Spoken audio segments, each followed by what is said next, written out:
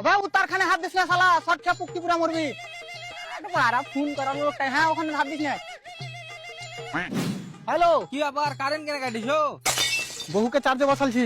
বহুকে চার্জে বসালছি? হ্যাঁ, full charge করে মারপিট করতে নিয়ে যাবো। রাখ ফোন। শালার বেটা শালা কোন কাজে লাগনু?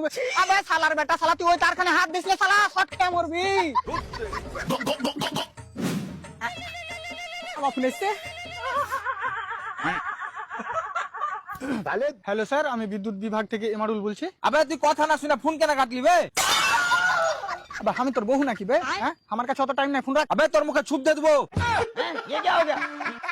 আবে আমার কে দিয়ে কারেন্ট কেন নাই বে? স্যার হাওয়া বহিছে অনেক, তাই। ওই আমার কে দিয়ে তো বহে না। তুই কি ওখানে পুকটি দেখা চাচ্ছিস? আবে তোর মাথা ঠিক আছে তো? না ঠিক নাই, তুই ওষুধ দিবি নাকি? আরে সব বড় কারেন্টটা বেটা। বাড়া, তুমি জানো কি?